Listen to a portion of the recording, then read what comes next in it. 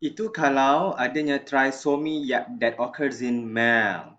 How about in female? Kita ada another syndrome yang actually involving aneuploidy on sex chromosome that happens in female yang kita panggil Turner syndrome. Okay? Kenapa dia panggil Turner syndrome? Because dia occur in female and actually the female dia kekurangan like a copy of X chromosomes making her an XO female. Sepatutnya a normal female dia akan ada XX.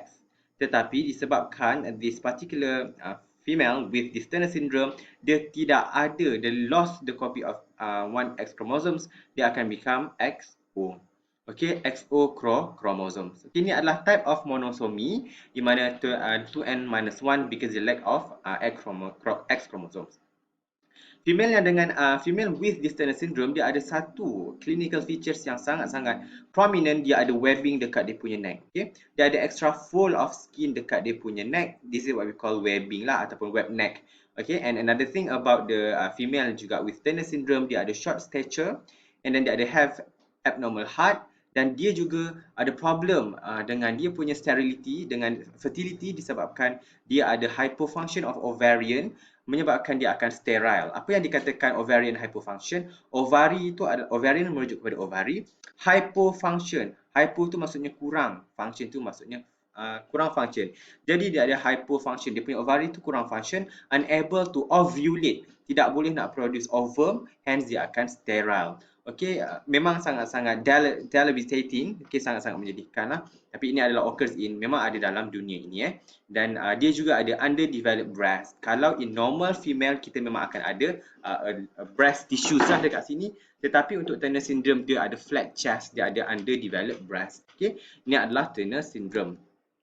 Dan again dia disebabkan kekurangan lack one of the X chromosome menyebabkan dia punya genotype adalah XXO.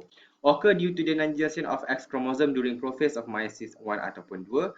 Kalau dalam X, one of the X from meiosis tadi, one of the X tadi dia akan ada X, akan ada dua X, akan satu tu tidak ada X langsung. The one yang tidak ada X langsung itulah yang akan fertilize dengan sperm yang carry the X chromosomes. And then sekiranya dia akan hidup, sekiranya dia akan become a zygote, dia akan become a individual with Turner syndrome lah. Mari kita tengok dengan lebih jelas. Now kita ada let's say lah the Turner syndrome due to the non-disjunction during meiosis in female. So kita ada this basically we have this cells yang ada containing both X chromosomes. So ini adalah female punya cell in oogenesis, dalam proses pembentukan ovum, but somehow adanya non-disjunction yang tidak memisahkan these homologous chromosomes menyebabkan these homologous chromosomes akan aggregate unequally, menyebabkan this one particular cell akan ada dua copy of X chromosomes XX, manakala this one akan tidak ada X chromosome, dia akan become zero. What happen is that the meiosis 2 akan occur normally menyebabkan this particular cell memang tidak akan ada X chromosome langsung. Okay, memang tidak akan ada X chromosome langsung. And somehow this gamete cell, this ovum yang tidak ada X chromosome itulah yang akan fertilize dengan sperm yang carry X chromosome yang carry X chromosomes. So basically kalau ini ada X, sini tak ada X, then dia akan form a zygote yang actually XO. So inilah zygote yang akan ada the Turner syndrome because initially the female tadi yang sepatutnya ada X chromosome itu tidak ada X chromosome, and bila this abnormal egg fertilize with the normal sperm carry the X chromosomes, dia akan menghasilkan zygote yang akan XO, yang akan lack X chromosome, and eventually dia akan develop into female with Turner syndrome. Okay, 2n sama dengan 45, di mana 45 itu disebabkan kekurangan satu copy of X chromosomes. Okay, dia juga boleh berlaku dekat meiosis 2 in female, di mana meiosis 2 in female di mana basically egg itu kita tahu yang cut short the story, basically one of the cell yang actually after dia habis meiosis 1, dia akan undergo meiosis 2, tetapi somehow adanya non-disjunction menyebabkan the sister chromatid itu fail to separate, move to the opposite pole, dia fail. Okay, tak jadi. Apa berlaku adalah the sister chromatid to cluster together and then dia akan ended up in one gamete cell. So dia akan menghasilkan satu sel yang akan ada extra X and then one daughter cell yang memang tidak ada X langsung. And somehow the cell yang tidak ada X itulah yang akan fertilize dengan sperm yang carry the X chromosomes. Bila sperm itu carry the X chromosome, fuse with the egg yang tidak ada X chromosome, this particular zygote, if it's developed into zygote, inilah yang akan develop, the one yang akan develop into Turner syndrome. And kalau awak perasan sebenarnya, sekiranya di egg tadi, sekiranya egg yang ada extra chromosome itu, dia boleh juga fertilize dengan sperm yang carry X chromosome. This one dia akan become a trisomy X, di mana dia akan become super female. Dia akan ada X chromosome. This one akan become XO chromosome. Ini akan Turner syndrome. This one akan become another syndrome yang kita panggil super female. Dia akan extra X chromosome. Sekarang kita tak belajar dalam syllabus lah, tapi I just want to let you know. But then again, kalau during nondisjunction of meiosis 2, 50% gamete yang dihasilkan adalah normal, 50% itu adalah abnormal. Berbanding dengan nondisjunction during meiosis 1, 100% of the gamete yang dihasilkan memang abnormal. There are higher chances of the child to be having a syndrome if let's say the nondisjunction itu berlaku dekat meiosis 1 in the parent. Okay, that's why nondisjunction during meiosis 1 adalah more deleterious, lagi berbahaya berbanding dengan nondisjunction during meiosis 2. Alright? Okay. So ini adalah trisomy 2n+1 effects melibatkan trisomy, mean ada 3 kromosom. Okay, contohnya adalah ada Klinefelter syndrome, ada 3 kromosom XXY. We have the super female di mana XXX. Ada pula super male syndrome XYY pun ada ya. Dan ini adalah Klinefelter syndrome punya explanation yang saya tadi dah explain. Dan kalau ada monosomy in the sex chromosome, contoh yang paling mudah adalah Turner syndrome. Dia ada X dengan O. But somehow kalau adalah fertilization melibatkan Y dengan O, let's say contoh ni contoh yang saya nak explain. Contoh ini adalah 0 kan. Ni adalah tidak ada X kromosom apa. Tapi sperm ini bawa Y kromosom.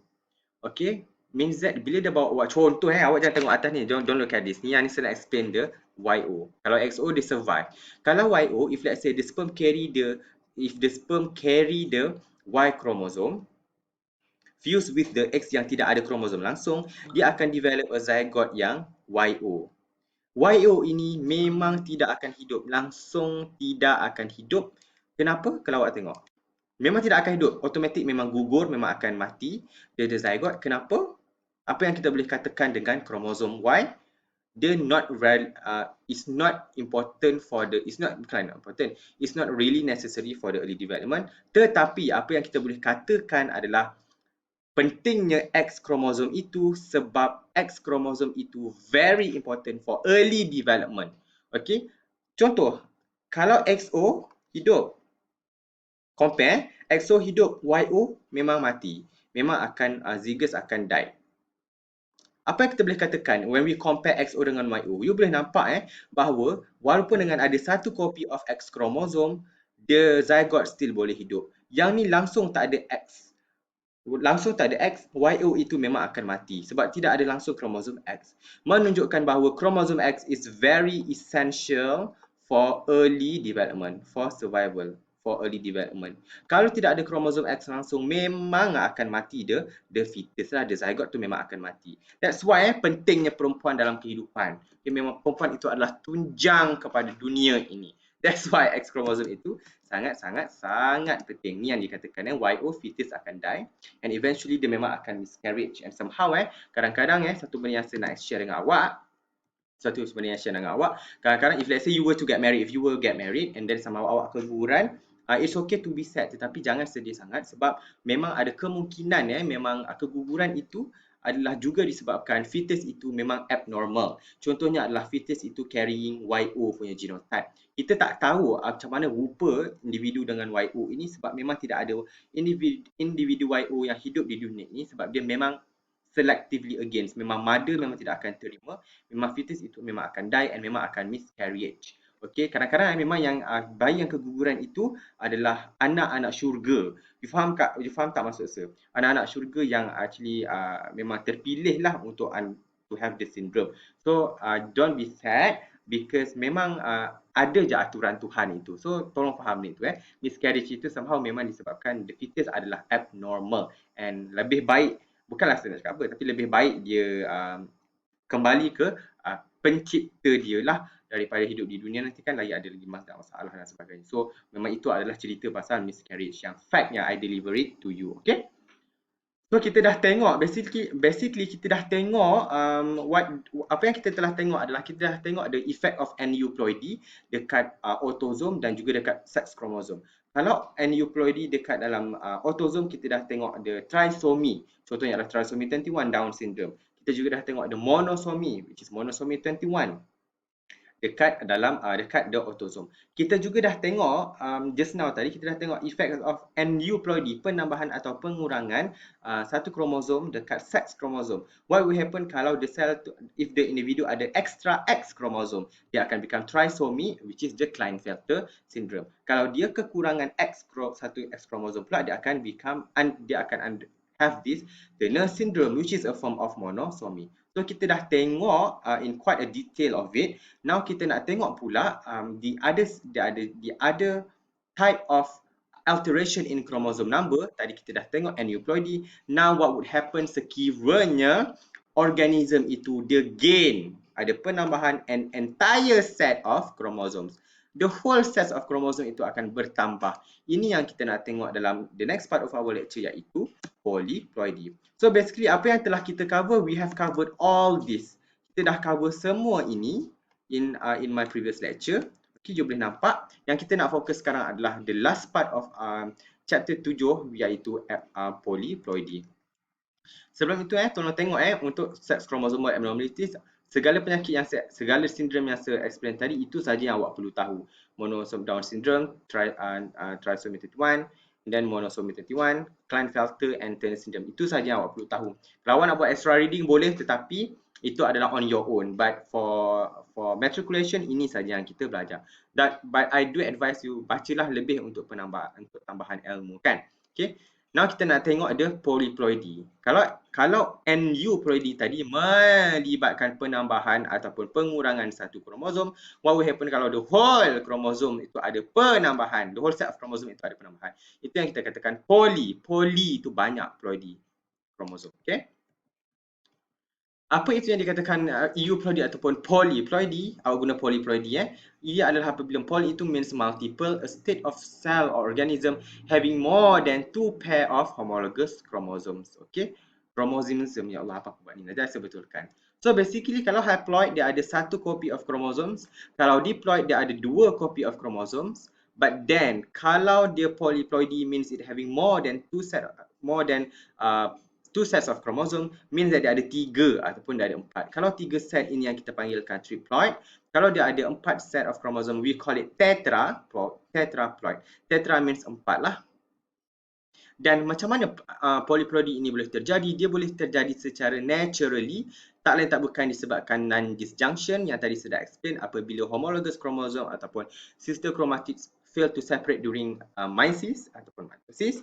And then dia juga boleh kita sendiri yang buat. Ini kebanyakannya memang kita dilakukan dalam agriculture, dalam penanaman secara domestik. Ini adalah induced, kita sendiri, human yang sendiri yang cause the polyploidy dengan cara we treat it with chemical. For example, colchicine. Contohnya adalah this chemical yang kita panggil colchicine, di mana dia akan prevent spindle fiber formation. Dia akan dissolve the spindle fiber, menyebabkan the homologous chromosome or the sister chromatid to fail to separate, menyebabkan the whole cell itu akan ada the whole set of the chromosomes. Itu adalah colchicine. Alright. Dia akan dissolve dia akan discourage the cell from splitting. Maksudnya dia akan prevent the splitting of homologous chromosome ataupun sister chromatid during the anaphase lah. Dia memang akan prevent. Okay.